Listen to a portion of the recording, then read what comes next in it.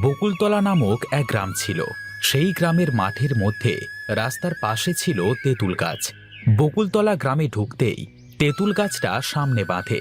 গ্রামের লোকেরা দক্ষিণ মাঠের তেঁতুল গাছ বলেই ডাকত। এই তেঁতুল গাছটিকে ঘিরে ছিল সকলের মধ্যে নানান কৌতূহল আর ভয়। রাত হলে তেঁতুল গাছ থেকে একটা মেয়ের কণ্ঠে কান্নার আওয়াজ ভেসে আসে।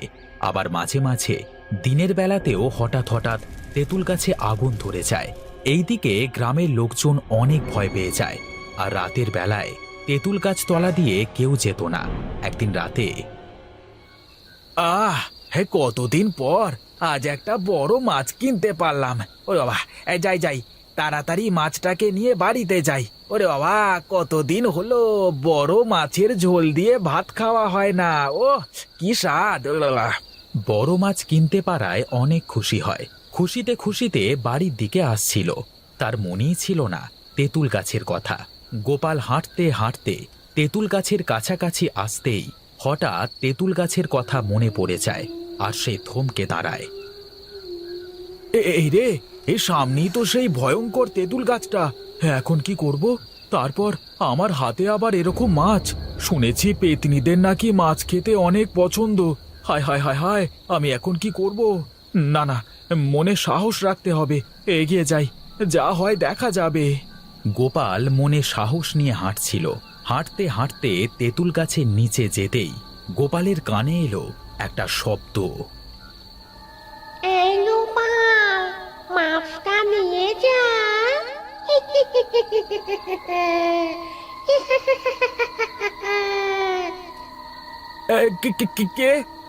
কে এমন করে ডাকে? হ্যাঁ, কে?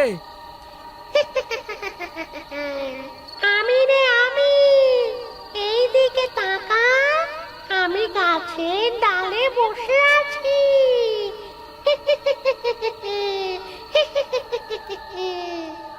গোপাল সেখানেই দাঁড়িয়ে ভাবছিল কি করবে।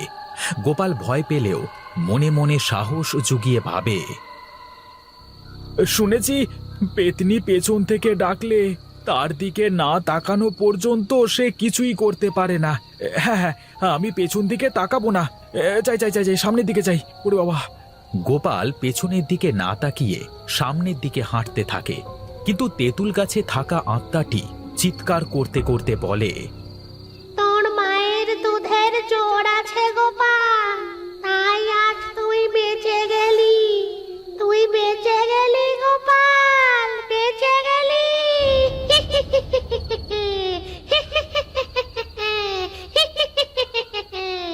কিন্তু আমি তোকে ছাড়বো না, ছাড়বো না।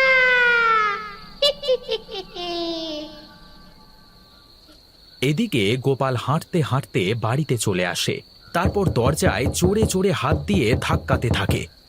দরজাটা খোলো! ও দরজাটা খোলো, খোলো! এ কি, তুমি এত জোরে জোরে দরজা ধাক্কাচ্ছ কেন? কি হয়েছে? ভূত! ওরে বাবা, ভূত পেছনে আছে! ও বাবা রে! কি বলছো কি? ভূত? ভূত কোথা থেকে আসবে? আর তোমার কি হয়েছে? এইভাবে ঘামছো কেন?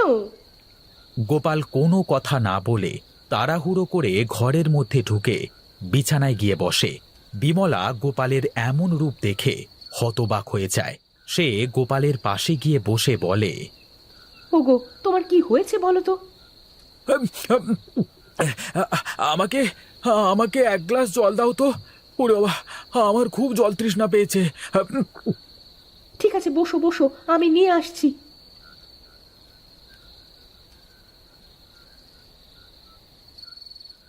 গোপাল জল নিয়ে এক নিঃশ্বাসে জলটুকু খেয়ে নেয়। বিমলা গোপালের এমন কাণ্ড দেখে বেশ অবাক হয়ে যায়। গোপাল কোনো কথা না বলে বিছানায় শুয়ে পড়ে। এ কি গো, শুয়ে পড়লে যে? ভাত খাবে না? না, আমার ভালো লাগছে না গো। তুমি মাছটাকে রান্না করে রাখো, আমি সকালে খাবো। ঠিক আছে। বিমলা এই বলে মাছটা নিয়ে রান্নাঘরে চলে যায়। পরের দিন গোপালের প্রচণ্ড জ্বর আসে। জ্বরের জন্য গোপাল বিছানা ছেড়ে উঠতে পারে না, আর আবোল তাবোল বকতে থাকে। না না রে বাবা, আমাকে তুমি মেরো না। ওরে বাবা, মেরো না আমাকে তুমি। না না না, ওরে বাবা। ওগো, তোমার কি হয়েছে বলো তো? তুমি এমন করছো কেন? ছোটন বাবা, ছোটন, কোথায় গেলি রে বাবা? বিমলার এমন চিৎকার শুনে ছোটন ঘরে আসে। কি হয়েছে মা, এমন করে ডাকছো কেন? দেখ না, তোর বাবা কাল রাত থেকে কেমন আবোল তাবোল বকছে, আর গায়ে প্রচুর জ্বর এসেছে। বলো কি মা? এই বলে ছোটন গোপালের গায়ে হাত দেয় আর দেখে সত্যি গোপালের শরীর জ্বরে পুড়ে যাচ্ছে। এই দেখে ছোটন বলে, সত্যি তো মা, বাবার শরীর জ্বরে পুড়ে যাচ্ছে। যা বাবা, এক্ষুনি তুই যা, তোর হরিহর কবিরাজকে ডেকে নিয়ে আয়। ঠিক আছে মা, আমি এক্ষুনি যাচ্ছি। ছোটন বিমলার কথা মতো হরিহরকে ডাকতে চলে যায়।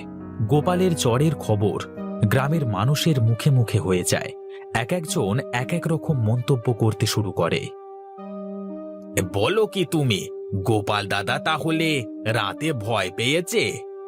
হ্যাঁ গো, তাই তো শুনে এলাম। শুধু ভয় পেয়েছে নয়, জ্বরও চলে এসেছে। হ্যাঁ, বলো কি তুমি? গোপাল দাদা জানেই তো, রাতের বেলা দক্ষিণ মাঠে তেঁতুল গাছের নিচে যেতে হয় না, তারপরও কেন যে গেল। ওই পেতনির হাত থেকে যে আমরা কবে রক্ষা পাবো কে জানে। ওহ বাবারে, সবাইকে মেরে ফেলছে। মনে হয় না এত সহজে এই গ্রামের মানুষ মুক্তি পাবে। ওই পোড়ামুখী পেতনির যে এই গ্রামের মানুষেরা কি করেছিল কে জানে।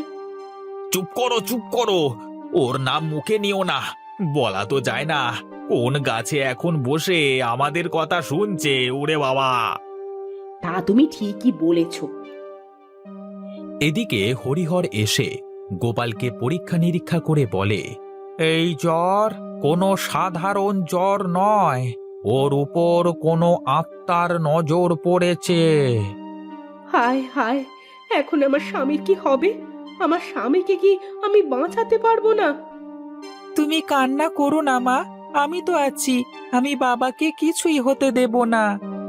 এত সহজ কথা না রে ছোটন, ওই আত্মা খুবই শক্তিশালী আর ভয়ঙ্কর। তাহলে বাবাকে বাঁচানোর কোনো উপায় নেই? রাতে জেগে তোর বাবাকে পাহারা দিতে হবে, যেন ওই শয়তান আত্মা তোর বাবার কাছে আসতে না পারে। আর আমি কিছু ওষুধ দিয়ে যাচ্ছি, এইগুলো ঠিক মতো তোর বাবাকে খাওয়ালে আশা করছি তোর বাবা সুস্থ হয়ে যাবে। ছোটনের হাতে কিছু ওষুধ তুলে দিয়ে সেখান থেকে চলে যায়। সেদিন রাত থেকে ছোটন আর বিমলা না ঘুমিয়ে গোপালের পাশে পাহারা দিতে শুরু করে, যেন ওই শয়তান আত্মা গোপালের কাছে না আসতে পারে। একে মা ছেলে মিলে আমার শিকড়কে পাহারা দিচ্ছে। ওরা জেগে থাকলে তো আমি ওই গোপালকে আমার বশে নিয়ে আসতে পারবো না। না না, আমি ওদের কাছে হার মানতে পারবো না।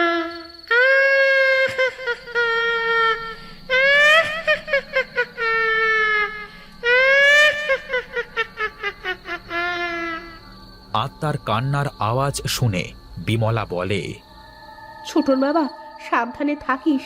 দেখ দেখ, ওই শয়তানিটা চলে এসেছে। তুমি চিন্তা করো না মা, আমি থাকতে বাবাকে কোথাও নিয়ে যেতে দেব না। হ্যাঁ রে বাবা, হ্যাঁ, আমাদের খুব সতর্ক থাকতে হবে। বিমলা আর ছোটন গোপালকে পাহারা দিতে থাকে। এদিকে কানাই বিছানায় শুয়েছিল। হঠাৎ দেখে তার পাশে মিনতি নেই। বউ, বউ, কোথায় গেলে? কি বউ, কোথায় গেলে তুমি? কানাই বিছানা থেকে নেমে মিনতিকে খুঁজতে থাকে। খুঁজতে খুঁজতে ঘরের বাইরে চলে আসে। এসে দেখে পুকুর পাড়ে মিনতি দাঁড়িয়ে আছে। ওই তো, বউ ওখানে দাঁড়িয়ে আছে। এই বলে কানাই হাঁটতে হাঁটতে মিনতির পেছনে গিয়ে দাঁড়ায়। তারপর যেই কানাই মিনতির ঘাড়ে হাত দেয়, সাথে সাথে মিনতি ঘুরে তাকায়। মিনতিকে দেখে কানাই ভয় পেয়ে যায়, কিন্তু মিনতির চেহারা ছিল ভয়ঙ্কর। আরে বাবা রে, কে কে কে কে তুমি? কে কে কে কে তুমি কে?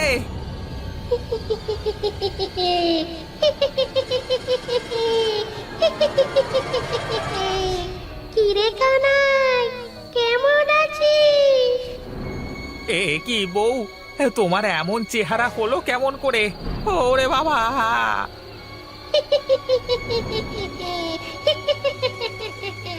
আমি তোর বউ না রে। তাহলে কে তুমি? আমি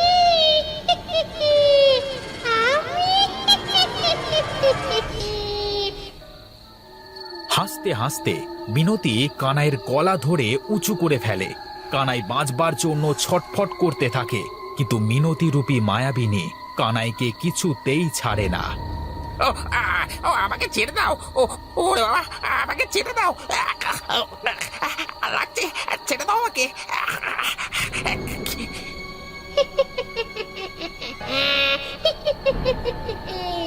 ছেড়ে দিব না, কিছুতেই আমি ছাড়বো না।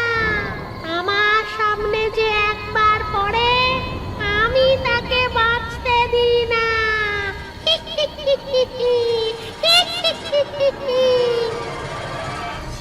দেখতে দেখতে মিনতি রূপী মায়াবিনী কানাইকে হত্যা করে ফেলে। তারপর তার লাশটা নিয়ে সেখান থেকে অদৃশ্য হয়ে যায়।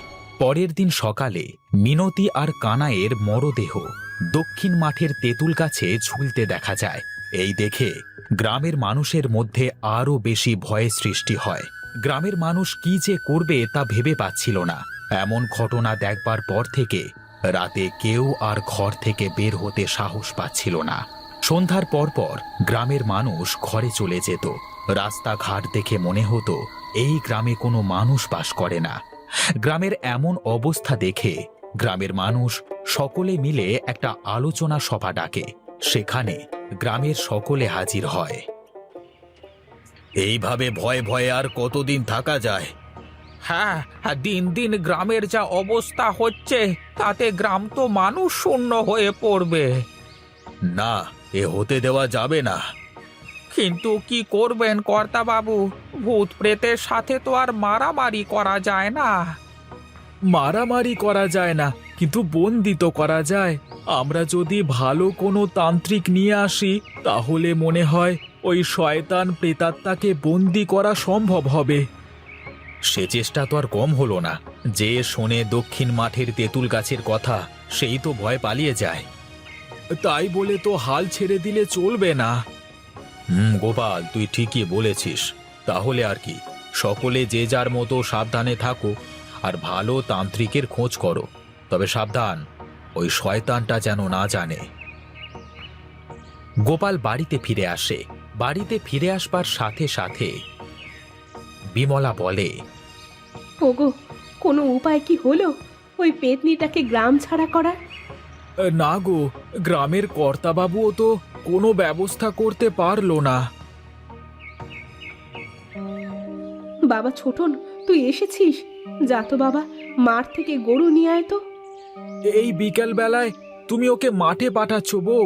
ও থাক, আমি যাচ্ছি। না বাবা, আমি ঠিক গরু নিয়ে চলে আসতে পারবো। মা, তুমি বাবার সাথে সাথে থেকো, কোথাও যেন চলে যেও না। আচ্ছা বাবা, তবে তুই কিন্তু বেলা থাকতে থাকতে চলে আসিস, কেমন? ঠিক আছে মা। ছোটন গরু নিয়ে আসবার জন্য মাঠে যায়, কিন্তু মাঠে গিয়ে দেখে মাঠে গরু নেই। এ কি, ধবলি কোথায় গেল? না, কোথাও তো দেখতে পাচ্ছি না। যাই, ওই দিকটা একটু খুঁজে দেখি। তখন ছোটন গরুটা খুঁজতে শুরু করে। গরু খুঁজতে খুঁজতে সন্ধ্যা লেগে যায়। ছোটন হাঁটতে হাঁটতে দক্ষিণ মাঠের তেঁতুল গাছের কাছে প্রায় চলে যায়। এমন সময় হঠাৎ ছোটন দেখে তাদের গরুটা তেঁতুল গাছের নিচে শুয়ে আছে। ওই তো আমাদের ধবলি ওখানে শুয়ে আছে। যাই, গিয়ে ওকে নিয়ে আসি। ছোটন হাঁটতে শুরু করে, কিন্তু ছোটনের মনে থাকে না যে এই সেই দক্ষিণ মাঠের তেঁতুল গাছ, যেখানে থাকে এক শয়তানি আত্মা। ছোটন গাছের নিচে যাওয়ার সাথে সাথে ঝোড়ো হাওয়া বইতে শুরু করে। এ কি, হঠাৎ এইভাবে ঝড় উঠল কেন? আরে কি আমি কোথায় এসে পড়েছি? এ তো দেখি সেই তেঁতুল গাছ।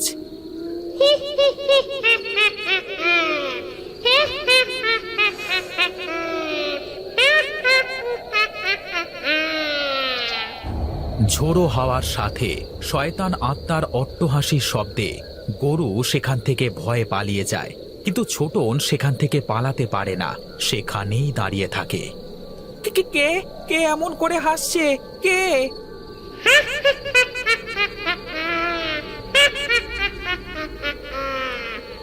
আমি রে, আমি আমি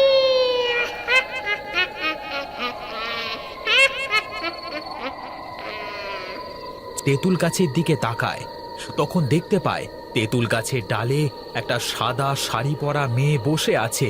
তার চেহারাটা ছিল অনেক ভয়ঙ্কর। এই দেখে ছোটন আরো বেশি ভয় পেয়ে যায়।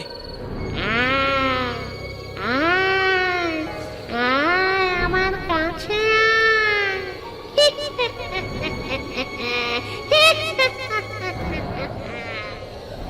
না, আমি বাড়িতে যাব, আমাকে যেতে দাও। তোর না অনেক সাহস? তুই তোর বাবাকে আমার হাত থেকে বাঁচাতে চাচ্ছিস? এখন এখন তোকে কে বাঁচাবে?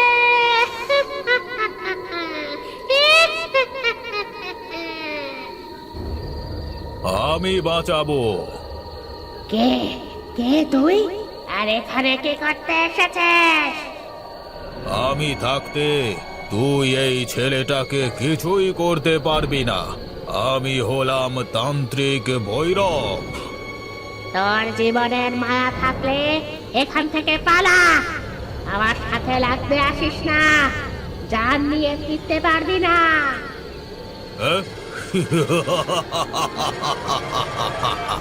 তাই নাকি রে? তবে এই নে। এই বলে তান্ত্রিক তার হাতটা সামনের দিকে বাড়িয়ে দিয়ে মন্ত্রপাঠ করতে শুরু করলো।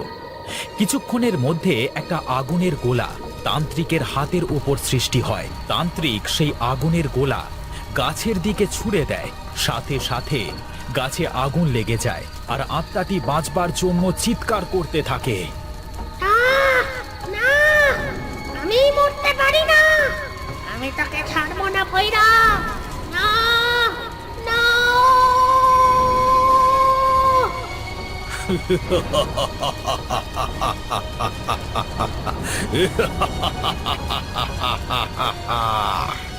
দেখতে দেখতে তেঁতুল গাছটি আগুনে পুড়ে যায়, সাথে শয়তান আত্মাটাও পুড়ে মারা যায়।